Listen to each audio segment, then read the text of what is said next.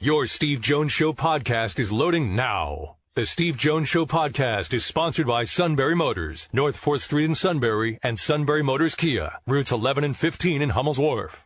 A technician of football information is Neal Coolong, sir. Always a pleasure. Always, it is my pleasure as well. I hope you guys are in a less snowy environment than I am right now. I believe that it seems the tsunami in the greater Twin Cities area has begun and will likely bury me for the next 48 hours. So these are my last thoughts and words. Yeah, I was there Saturday. I was there Friday night and Saturday, and I saw the forecast. I looked around, everybody said, as soon as this game's over, we're out of here. I'm out of here. Not running any risk. Not sticking around.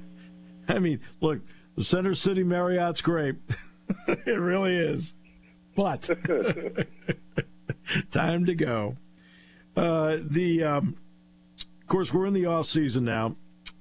A.J. Brown has already said he wants to be traded if the Eagles don't sign Jalen Hurts. Let's pretend that that's even a possibility. I was literally just talking about this with somebody about 20 minutes ago. I don't know how much choice teams think that they have if assuming they want their MVP level quarterback. And if anything, it seems to me that Jeffrey Lurie and Howie Roseman kind of presented it as, he'll get it. You know, this isn't even really a question in our mind. That to me is the only answer, because you have to look at this in comparison from that one answer. And actions speak louder than words. We'll see. It's not the time that they're going to sign him to an extension, but that's coming soon, like within weeks, not years.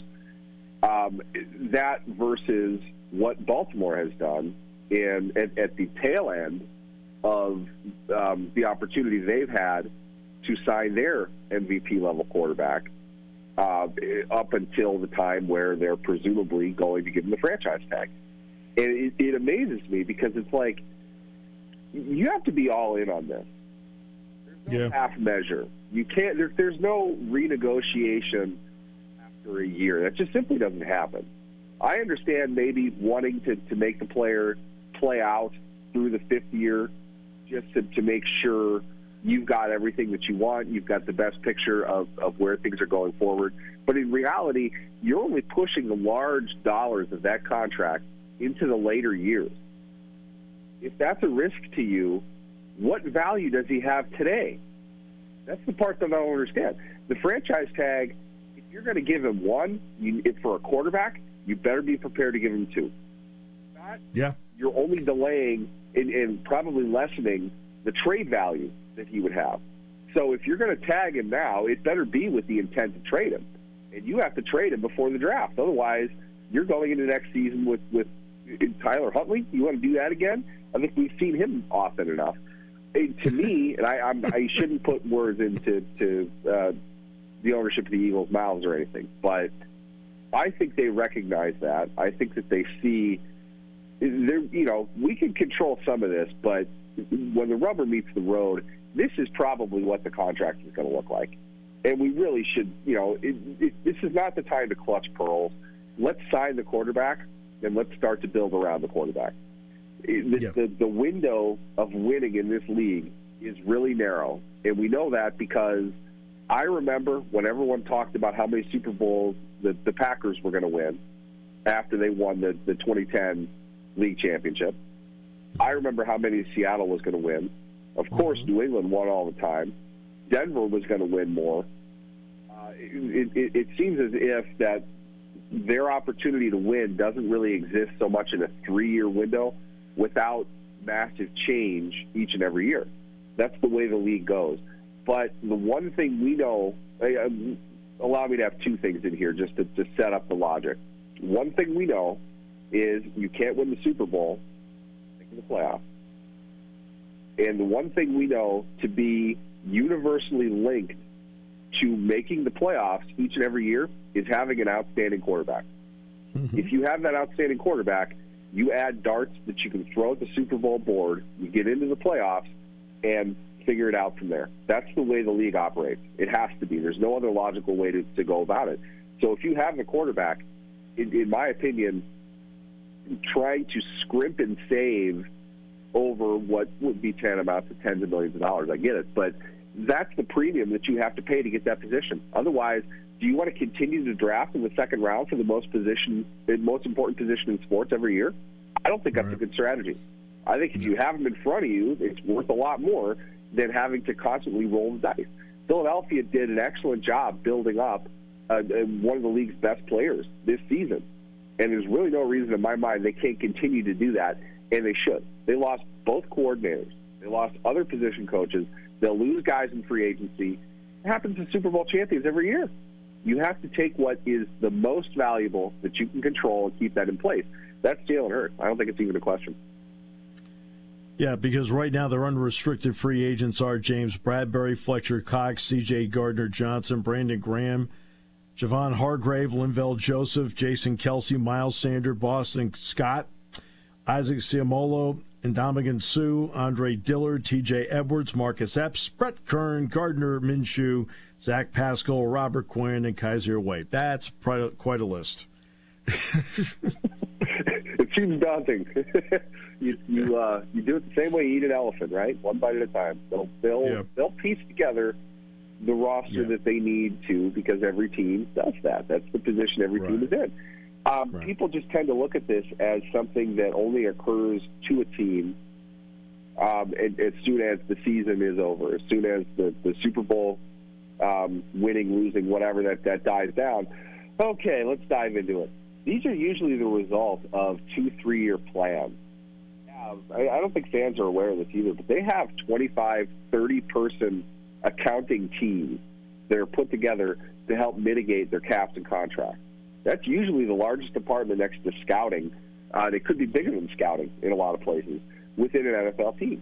There's a lot to go over. They are fully prepared. They know the situation that they're in. They try to provide as much stability and much structure as they can to a fluid and dynamic situation. You don't know where players are going to be. They have the season-ending interviews with every player for that reason. You're kind of letting them know what they're seeing, what they expect. They have to review the tape.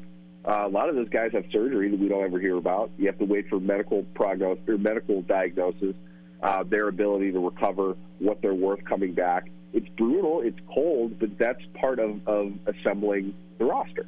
So they're aware of all of the issues that they have, but at the same time, every team with a great quarterback has those problems every year. Right. And they still have a great quarterback, and they tend to go to the playoffs. So with that in mind, it just seems like we need to take care of this, and then we will deal with this part. This part is going to come up every single year. Having to replace an MVP-level quarterback every year is not a tenable solution for anybody. Nobody wants to be in that situation year in and year out. I think that's needless to say. So as Aaron Rodgers is surrounded by darkness, what are your thoughts on Derek Carr? With Carr, I would say it's interesting to me because what he's really saying by not accepting a trade. Now, let's assume that New Orleans was really interested in that. I'm not entirely sure they had ample reason to be interested in Carr's contract this year, short of the fact that he's a very easy cut in 2024. Cap hit for that would have been minimal. They would have dumped a bunch. They would not have had to keep Derek Carr on their team beyond 2023. If they're trading for him, then obviously he's going to be on their team. Probably not get assurance you would like that the Saints or perhaps any team was interested in his contract as written for 2024. He certainly got that message from the Raiders. They didn't want him in 2023. And I don't blame them for that. The contract that he had is just not really workable for where he is age-wise, for where he is physically. If I was a team looking to acquire a veteran starter, an unquestioned starter like Derek Carr, knowing that I'm going to pay a premium on the market, I want that premium to be something I agree upon, not the contract as a whole, take it or leave it, but the contract that I wrote up. So the Jets talking to Carr, I think makes a lot of sense. They're in need of a quarterback. Derek Carr might not be as talented as Aaron Rodgers from one perspective. I'll say this: I couldn't find a reason to invest draft capital plus a significant amount of cash in Aaron Rodgers right now. Right. I just wouldn't. That's me. If I had to take Derek Carr at that $30 million range for a season, maybe two, I'd be okay with that. Taking Rodgers at the level that he's at, 45 to 50 for 2 years, seems like a pretty big stretch. I don't think I can do that. Carr at that price, though, which is roughly market, that's probably what you're going to pay. Any team is roughly going to pay the same. I don't know how good he is overall. I know this. He was a lot better in 2021 under a different coach and a different offense. Josh McDaniels comes in. They were doing a lot of different stuff. Devontae Adams, as good a player as he is, was running different stuff than he was used to running. Carr wasn't used to throwing it. And it took him two-thirds of the season to finally start hitting a little bit. They got a lot better by the end. That is to say, they were really bad in the beginning. It was obvious that things just weren't working. It wasn't a physical thing as much. I think there's enough with Carr. If I was certain that we were going to run, it was what he was familiar with, what he was comfortable with, what he could do, I'd be okay with that. Mm-hmm. I'm not completely against the idea that that's a pretty tough 1-2 year thing to pick up at that price range, but you're going to probably have to give him 2 years. How much guaranteed money is going to be in that second year? I'm not sure there's that much market there for him, but it's possible. I don't think it's a terrible idea for the Jets. If it's me, honestly, the Jets probably don't have the cap space to make it work with Carr right now. There's a lot of things that they need to do. And to me, that really spells out Rodgers, because to get Rodgers right now, you got to trade for him, unless the Packers are going to cut him. And if the Packers cut him, the cap penalty for that is enormous, massive. Yeah. So they're not in a position to just release him, and the Jets couldn't acquire him via trade. So really, oddly enough, the Jets are the perfect place for Carr, because Vegas is the perfect place for Rodgers. That's the only team right now that could absorb Rodgers' current contract, which they have to do if they're acquiring him via trade. Now, they can rework the deal when they get him, but they have to acquire him first, unless the Packers cut him. And the Packers absolutely do not want to cut Aaron Rodgers after all this and not get anything out of it. So Vegas is the only option, really, for Rodgers. And to me, that puts Carr right in the middle of the crosshairs for the Jets. Well, and there's another part to it, too. Rodgers better show up in shape wherever he goes, because you and I both know he wasn't quite there this year. One last one. Eric Bieniemy ends up going to Washington. New title, bigger title, and overall offensive coordinator. We know that his background has not been the smoothest, all right?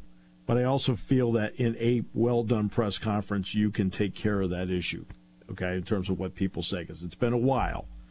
How do you view him going to Washington in all this, because so many people feel he should be a head coach?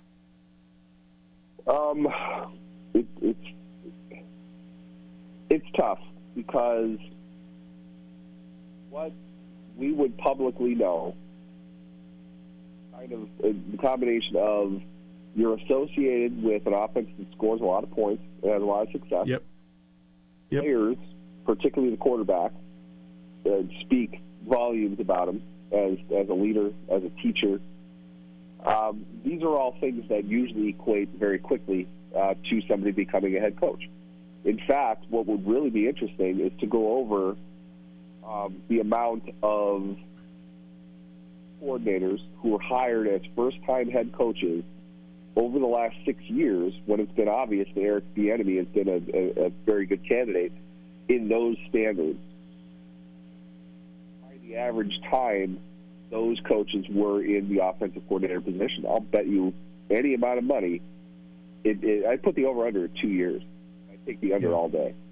Mm-hmm. Most of them did not have the job very long. The enemy's been there forever.